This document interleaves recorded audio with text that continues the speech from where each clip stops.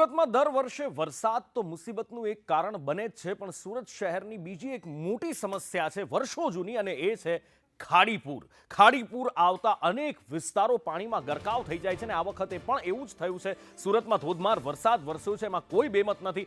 16 inch કરતાં વધારે વરસાદ વરસી ચૂક્યો છે, પણ એની સાથે સાથે ખાડી પણ બેક મારી રહી છે. ખાડીના પૂર આવ્યા છે, અને સીમાડા વિસ્તારમાં ખાડીના પાણી ફરી વળ્યા છે. અનેક સોસાયટીઓ પાણીમાં ગરકાવ થઈ ગઈ છે. લોકોને પોતાના ઘર ખાલી કરવાની ફરજ પડી રહી છે. સતત જળસ્તર વધી રહ્યા છે, અને એની સાથે સાથે લોકોની ચિંતા પણ વધી રહી છે. ઉપરવાસમાં વરસાદ વધારે છે, ખાડીઓમાં પાણી આવી રહ્યું છે, અને એના કારણે લોકોને હેરાન પરેશાન થવું પડે છે. ગયા વર્ષે પણ અમે અહેવાલ આપને ગ્રાઉન્ડ ઝીરો સાથે બતાવ્યો હતો કે કેવી રીતે લોકો અહીંયા હેરાન પરેશાન થઈ રહ્યા છે. નીચેના લગભગ 1-2 માળ જે હોય ગ્રાઉન્ડ ફ્લોર પરના, એ લોકો પોતાના મકાન, પોતાની ઘરવખરી લઈ, જેટલું હાથમાં આવે એટલું લઈ, અને ઉપર કોકના ઘરે, બીજાના ઘરે આશરો લેવા માટે મજબૂર બને છે. આ વખતે પણ એ જ વસ્તુ છે. દર વર્ષે દાવા કરવામાં આવે છે કે ખાડીપુર હેરાન નહીં કરે, પણ સુરતમાં દર વર્ષે આ જ પરિસ્થિતિ થાય છે.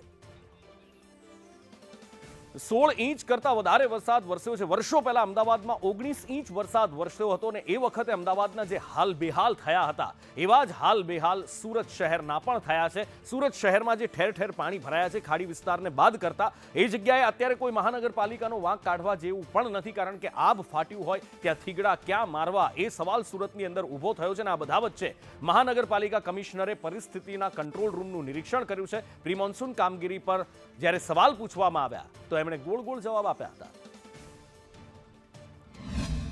સુરતમાં સતત 2 દિવસથી અનાધાર વરસાદ વરસી રહ્યો છે, ત્યારે તેને કારણે સુરતની પરિસ્થિતિ પણ વણસી છે. ખાસ કરીને અનેક વિસ્તારોમાં પાણી ભરવાની સમસ્યા સર્જાય છે, ત્યારે તેને લઈને સુરત મહાનગરપાલિકાના કમિશનર સાલેબેન અગ્રવાલ છે, તેઓ સુરતના કમાન્ડ એન્ડ કંટ્રોલ ખાતેથી તમામ પરિસ્થિતિનું વર્ણન કરી રહ્યા છે. સીધા દ્રશ્યો જોઈ શકો છો, તે સાથે અધિકારીઓ સાથે લઈ જે જરૂરી સૂચના આપવાની હોય તે તમામ પ્રકારની સૂચનાઓ આપી રહ્યા છે.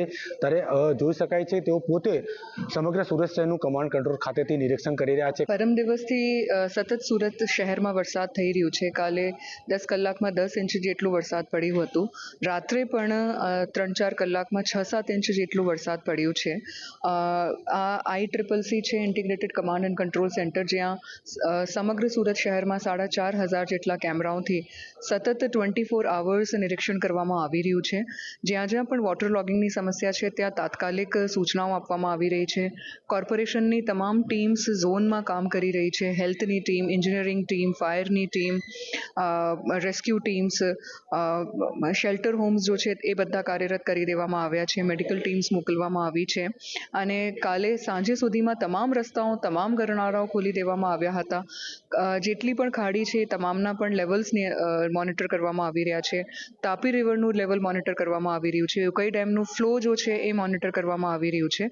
સુરત જિલ્લામાં પણ વરસાદ છે, બારડોલી, પલસાણા વગેરે, અને એમના કારણે જો સુરત શહેરમાં ઇમ્પેક્ટ થાય છે, એ પણ તમામ વસ્તુઓને ધ્યાને રાખીને ઝુંબેશ સ્વરૂપમાં સમગ્ર શહેરમાં કામગીરી કરવામાં આવી રહી છે. જો લો લાઇંગ એરિયાઝ છે ત્યાં પાણીની સમસ્યા છે, પણ ત્યાં કોર્પોરેશનની ટીમ સતત કામ કરી રહી છે, અને રેસ્ક્યુ, રિલીફ, ઇવેક્યુએશનની જે કામગીરી છે એ સતત કરવામાં આવી રહી છે. અહીંયા ઘણા બધા પાસાઓ એકસાથે કામ કરે છે. તાપી રિવર, જ્યાં ઉકાઈ ડેમમાં જો પાણી આવે છે એ તાપી રિવરમાં આવે છે, અને બીજું સમગ્ર સુરત શહેરમાંથી ખાડીઓ શહેરના મધ્યમાંથી પસાર થાય છે, એટલે બારડોલી, પલસાણા, કામરેજ, ત્યાં જે વરસાદ થાય છે એમનો ઇમ્પેક્ટ ખાડીમાં આવે છે.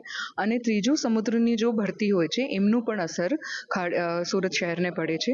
એ તમામ બાબતોને ધ્યાને રાખીને વિવિધ વિભાગો જેવા કે ઇરિગેશન વિભાગ, ઉકાઈ ડેમનો વિભાગ, ગુજરાત મેરીટાઈમ બોર્ડ, હવામાન વિભાગ, કલેક્ટર ઓફિસ, અને સુરત કોર્પોરેશનના જુદા જુદા વિભાગો, પોલીસ ડિપાર્ટમેન્ટ, તમામ સાથે સંકલન કરવામાં આવી રહ્યું છે. એક સાથે ઘણી બધી વરસાદ પડ્યું છે, પણ જે પણ પ્રશ્નો સમગ્ર સુરત શહેરમાં છે, જુદા જુદા વિસ્તારોમાં, એમના માટે સુરત મહાનગરપાલિકાની ટીમ 24 કલાક ખડે પગ રહીને કામગીરી કરી રહી છે. બિલકુલથી SMC કમિશનર સાલેબેન અગ્રવાલ હતા, જેઓ જણાવ્યું કે જે પ્રકારે સમગ્ર કામગીરી કરવામાં આવી રહી છે, સુરત શહેરમાં જ્યાં જ્યાં પરિસ્થિતિ નીવડી છે તે તમામની પરિસ્થિતિનું જે નિરીક્ષણ છે તે સુરત મહાનગરપાલિકાના કમાન્ડ એન્ડ કંટ્રોલ ખાતેથી તેઓ પોતે કરી રહ્યા છે.